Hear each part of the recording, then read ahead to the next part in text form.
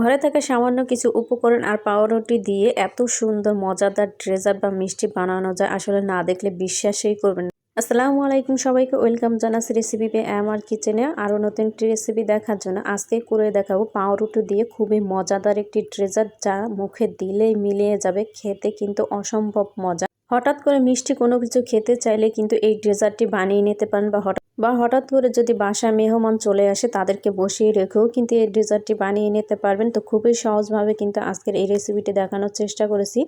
আশা করছি আমার আজকের এই ডেজার্ট রেসিপিটি আপনাদের কাছে ভালো লাগবে, আর ভালো লাগলে অবশ্যই লাইক, কমেন্টস এবং শেয়ার করতে কিন্তু ভুলবেন না। ভিডিওটি ফ্রেন্ড এবং ফ্যামিলির সাথে বেশি বেশি শেয়ার করে দিবেন। আর যারা এখন আমার চ্যানেলটা সাবস্ক্রাইব করেন নাই, প্লিজ চ্যানেলটা সাবস্ক্রাইব করে রাখবেন। চলুন তাহলে শুরু করি আজকের এই মজাদার ডেজার্ট রেসিপিটি। তো প্রথমে একটি শিরা তৈরি করে নেব। তার জন্য একটি পাত্র বসে নিয়েছে, হাফ কাপ পরিমাণে চিনি আর দিয়ে দিচ্ছি 3/4 কাপ পরিমাণে পানি। এখন দুটো এলাচ দিয়ে দিচ্ছি ফ্লেভারের জন্য। এখন চুলাটা জ্বালিয়ে অপেক্ষা করবে এটা বলক আসা পর্যন্ত। এটা যখন বলক চলে আসবে, এটাকে বেশি জাল করে ঘন করার কোনো প্রয়োজন নেই, 2-3টা বলক চলে আসলেই হবে। তো এটা দেখেন বলক চলে আসছে, তো আমি এটাকে আর জাল করে বেশি ঘন করব না। তো আমি চুলাটা অফ করে এটা রেখে দিচ্ছি এভাবেই। তো এখানে অন্য একটি বাটি নিয়ে এর মধ্যে দিয়ে দিচ্ছি আমি ফ্রেশ কোরানো নারকেল নিয়ে নিচ্ছি আমি এখানে 1/4 কাপ পরিমাণে। আপনারা চাইলে এখানে শুকনো নারকেলের গুঁড়াটাও কিন্তু ব্যবহার করতে পারবেন। এখন এর মধ্যে দিয়ে দিব আমি বাদাম। এখানে আমি চীনা বাদাম আধা ভাঙ্গা করে নিয়েছি। আপনারা চাইলে অন্য কোনো বাদামও ইউজ করতে পারবেন, তবে চীনা বাদামটা দিলে কিন্তু ফ্লেভারটা একটু ভালো আসে। এখন এর মধ্যে দিয়ে দিয়েছি আমি 2 টেবিল চামচ পরিমাণে চিনি মিষ্টির জন্য, আর দিয়ে দেব এটার স্বাদ আরেকটু বাড়ানোর জন্য 2 টেবিল চামচ পরিমাণে গুঁড়া দুধ। এখন সব কিছু খুব ভালোভাবে মিশিয়ে নিলেই হবে। এখানে যেহেতু আমি ফ্রেশ কোরানো নারকেলটা ব্যবহার করেছি, এখানে পানি বা দুধ ব্যবহার করার কোনো প্রয়োজন নেই। আপনারা যদি শুকনো নারকেলের গুঁড়াটা ব্যবহার করেন সেক্ষেত্রে একটু দুধ ব্যবহার করবেন। তো একটা সাইডে সরিয়ে রেখে এখানে আমি কিছুটা পাউরুটি নিয়ে নিয়েছি। এখানে 7 থেকে 8 পিসের মতো পাউরুটি নিয়েছি আমি। এখন এই পাউরুটির যে ব্রাউন অংশটা আছে সেটা আমি একটা ব্রেড নাইফের সাহায্যে কেটে নিচ্ছি।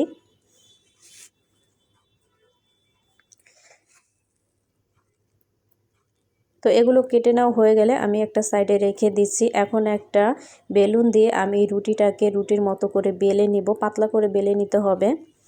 আপনারা আরেকটু সাইজে বড় রুটিগুলো ইউজ করবেন। তো আমার রুটির সাইজটা একটু ছোট হয়ে গেছে পাউরুটিগুলো। তো এটা আমার বেলে নেওয়া হয়ে গেছে, আমি পাতলা করে বেলে নিয়েছি। এখন আপনাদের বাসায় যদি কুকি কাটার থাকে, কুকি কাটার, বা এরকম যদি কুকি কাটার না থাকে, এরকম পটের মুটখা বা ঢাকনা যেটাই বলেন না কেন, সেটা দিয়ে এইভাবে কিন্তু কেটে নিতে পারেন। খুব গোল করে আমি এটা কেটে নিচ্ছি, দেখেন। তো আমার এটা গোল করে কেটে নেওয়া হয়ে গেছে। এখন সাইডের যে অংশটা আছে সেটা সরিয়ে রেখে আগে যে পুরটা রেডি করে রেখেছিলাম সেখান থেকে কিছুটা পুর নিয়ে আমি এর উপরে দিয়ে দিচ্ছি, আর সাইড দিয়ে এভাবে একটু পানি লাগিয়ে নিচ্ছে। এটা কিন্তু পানি লাগিয়ে নিতে হবে। তো সাইড দিয়ে পানি লাগিয়ে আমি এটাকে ফোল্ড করে নিচ্ছি।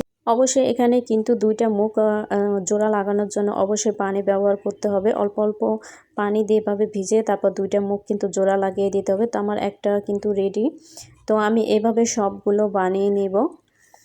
একদম দেখতে কিন্তু এটা পুলি পিঠার মতো লাগছে। তো সবগুলো আমার বানানো হয়ে গেছে, দেখেন। আমি এগুলোকে ভাজতে চলে যাব। তো ভাজার জন্য এখানে একটা ফ্রাই প্যানে কিছুটা তেল দিয়ে আমি মিডিয়াম গরম করে নিয়েছি। তেলটা কিন্তু বেশি অতিরিক্ত গরম করা যাবে না, মিডিয়াম গরম হলেই চলবে। তো আমি সবগুলো এক এক করে দিয়ে দিচ্ছি, আর এটা কিন্তু ভাজতে তেমন একটা বেশি সময় লাগবে না, 1 মিনিটের মতো ভেজে নিলেই হবে। কারণ পাউরুটির ভেতর কিন্তু খুব দ্রুত কালার চলে আসে, আর এটা কিন্তু ভিতরে পুরটা যেহেতু সিদ্ধ হওয়ার মতো কিছু নেই, তার জন্য এটা ভাজতে আর বেশি সময় লাগবে না, 1 মিনিটের মতো ভেজে নিলেই হবে। আর এটা কিন্তু উল্টানোর সময় খুব আলতো হাতে উল্টাতে হবে, এটা কিন্তু খুবই সফট আর নরম থাকে। দেখেন আমি খুবই আলতো হাতে কিন্তু এগুলো উল্টে নিচ্ছি যাতে করে ভেঙে না যায়। আর একটা পাশ যখন খুব ভালোভাবে কালার চলে আসবে তখনই কিন্তু এটাকে উল্টে দিতে হবে। তো আমি এটাকে কালার করে ভেজে নিয়েছি, ওই পাশটাও কালার চলে আসছে, আমি উল্টে দিচ্ছি।